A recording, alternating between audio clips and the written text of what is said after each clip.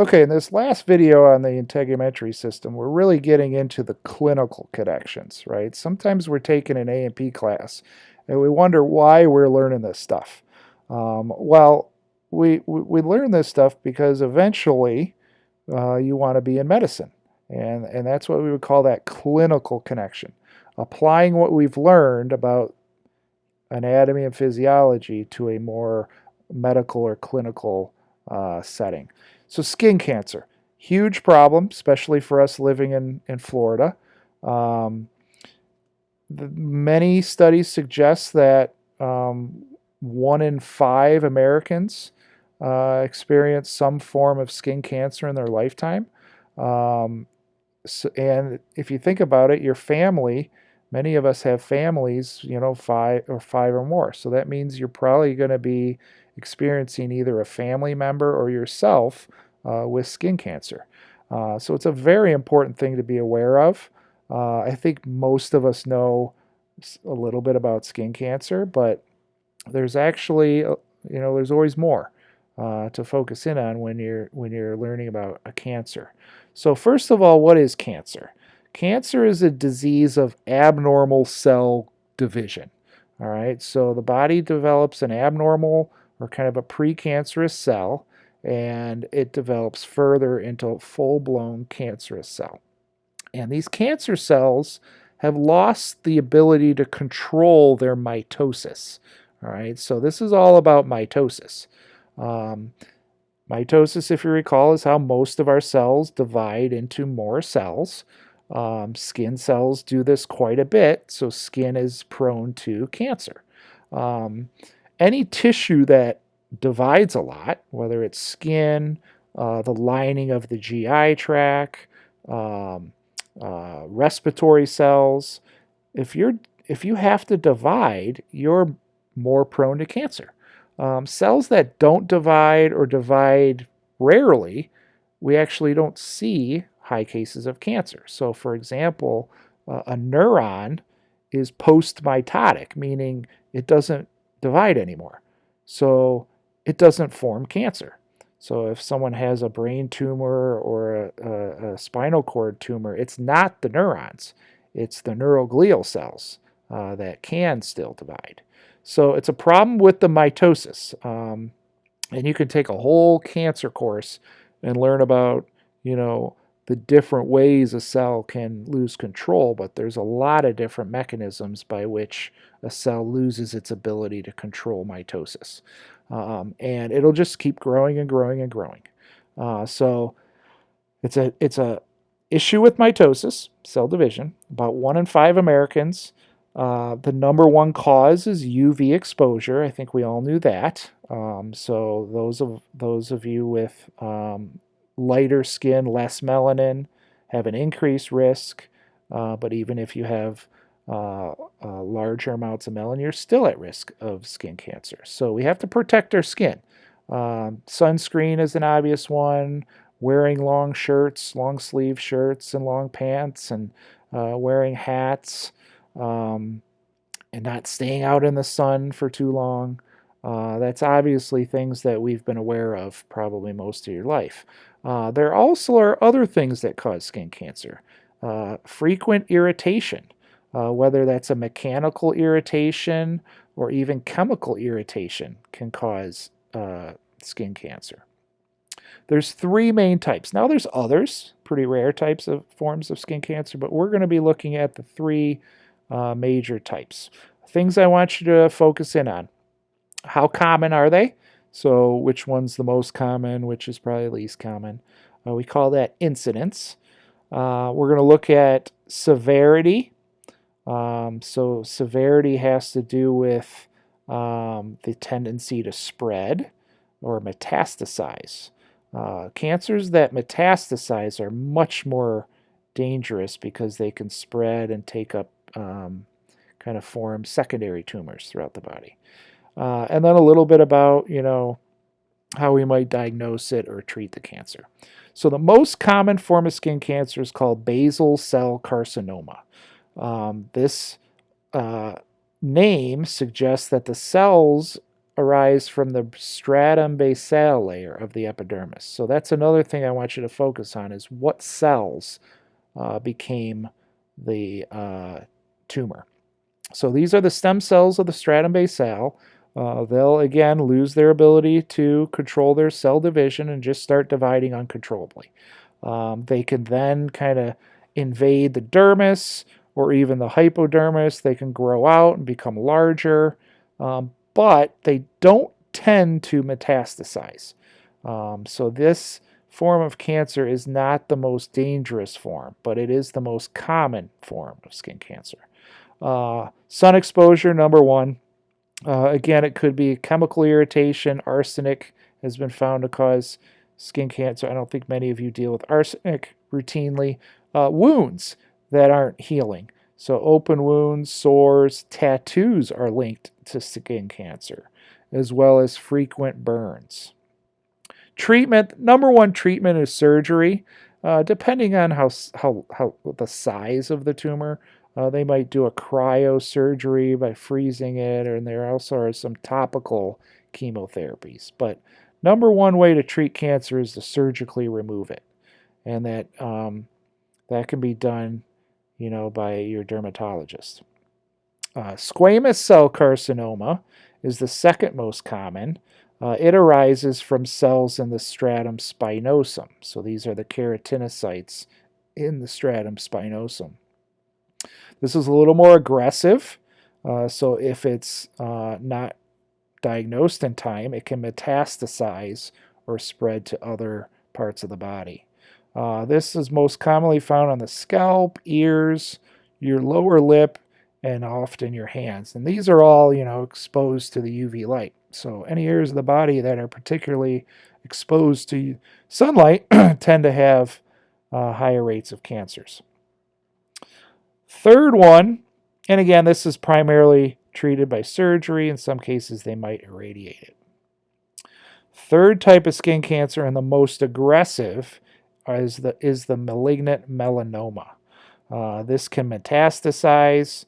It's pretty resistant to chemotherapies, so it's very difficult to kill those cells once they've spread to distant organs. It's a cancer of the melanocytes, hence the melanoma, and these melanocytes will continue to produce melanin. So the cancer tends to have really dark areas from the melanin production. What do dermatologists look for? What you should be looking for is asymmetry.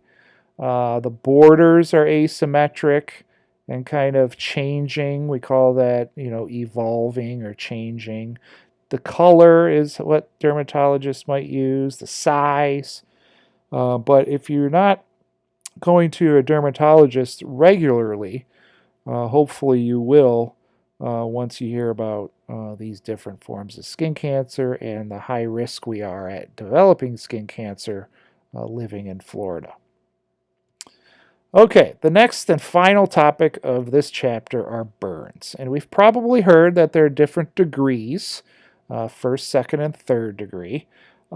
Different things can burn skin, not just sunlight, but also extreme temperatures, heat, even extreme cold can burn the skin. Radiation, electricity can burn the skin.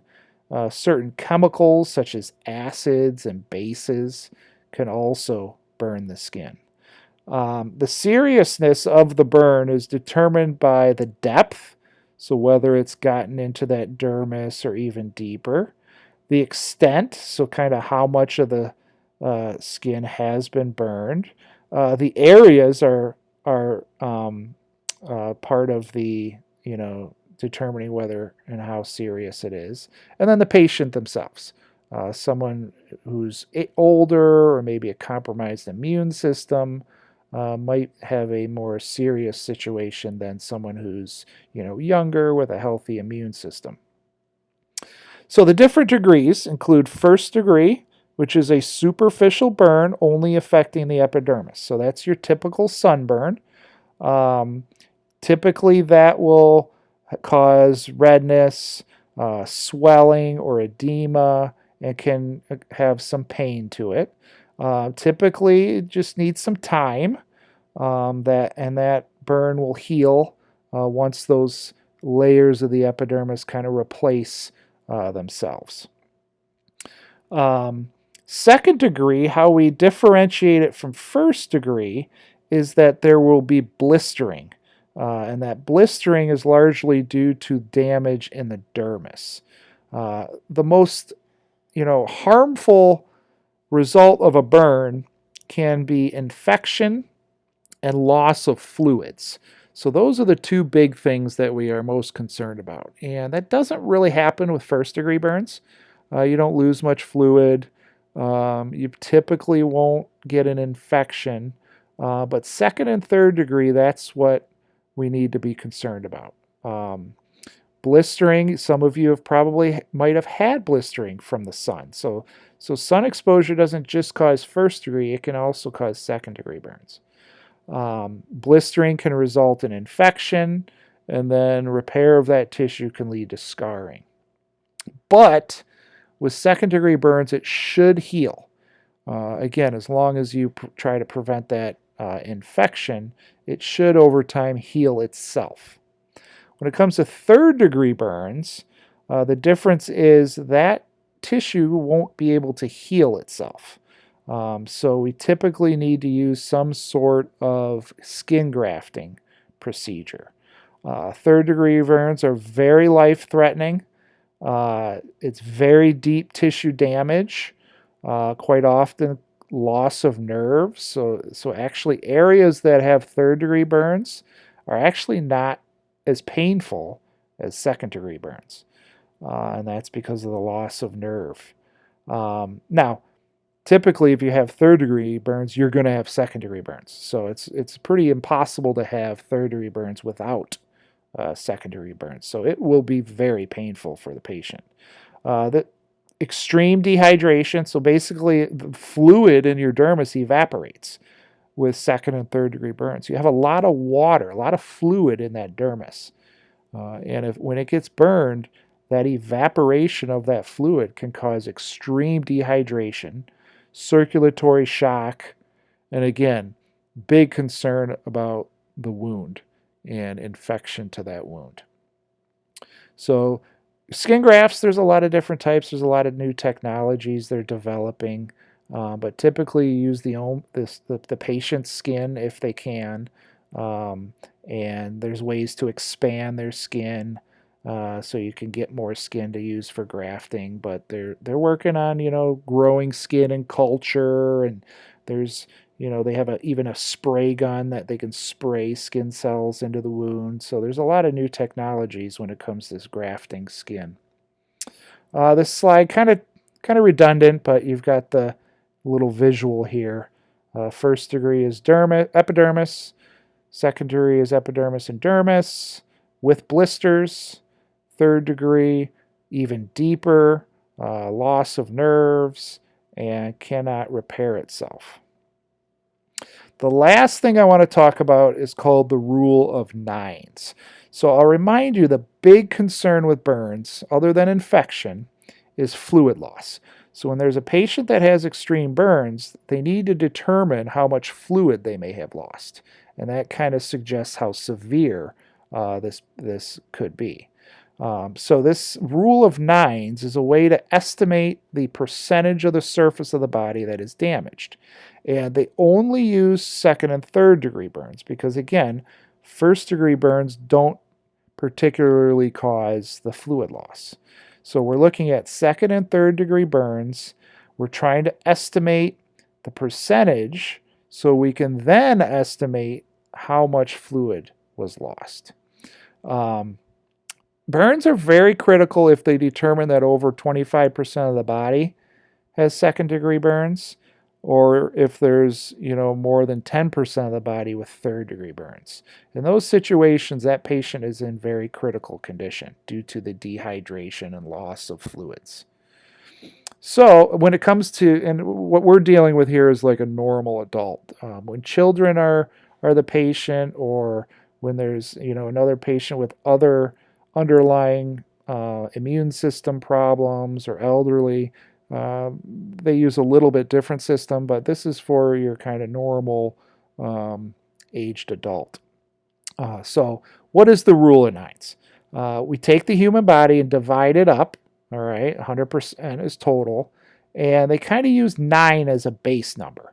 They also, you also want to remember that 4.5 is half of 9, but they divided up the body using the number 9. And you want to pay particular attention to what they are showing on this side of this drawing versus this side. This side are the numbers if it was front and back. And then this side is like only anterior.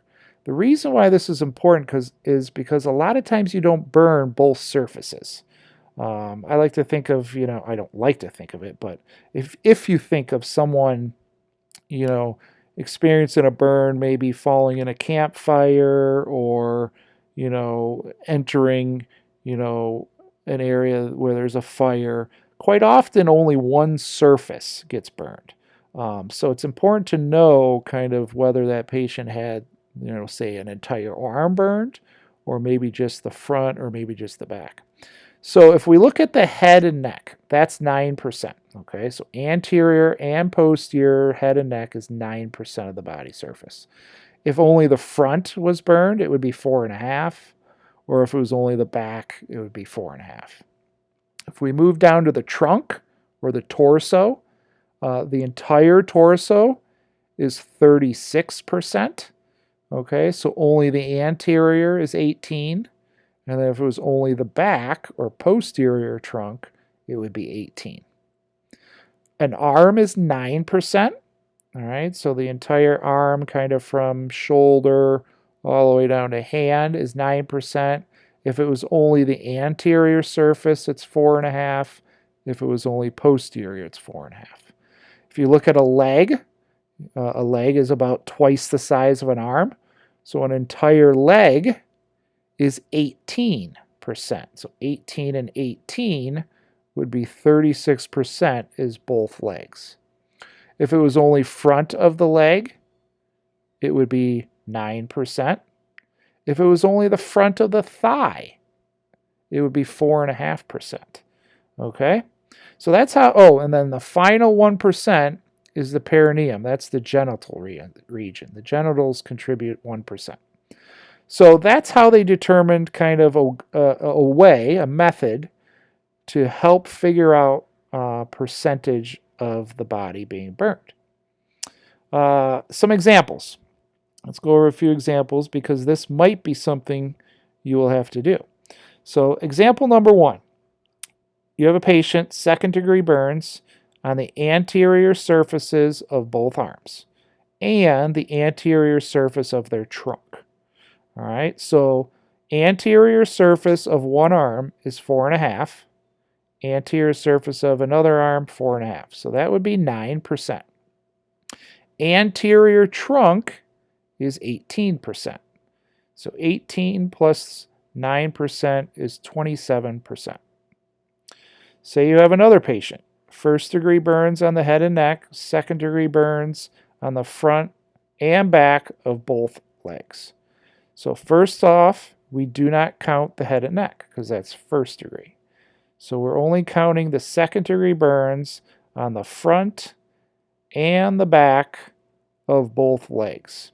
All right, and in this case, a leg to most people is the entire leg from hip down. Technically, in anatomy, the leg is knee down because above the knee is the thigh. But let's just say we're kind of talking more layman's term, and it's the entire from the hip all the way down the leg. So we're looking at second-degree burns front and back of both legs. So notice here that an entire leg is 18. If there's both legs involved, front and back, that would be 36%. Okay? So a little bit of math, but I don't think it's very difficult math.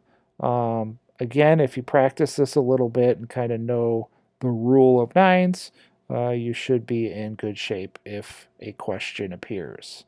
All right? Okay, that brings us to the end of the integumentary system. Hopefully These have clarified a lot of the topics. Hopefully, while you watch these 3 lectures, you completed your study guide or guided notes, and you even completed the labeling lab.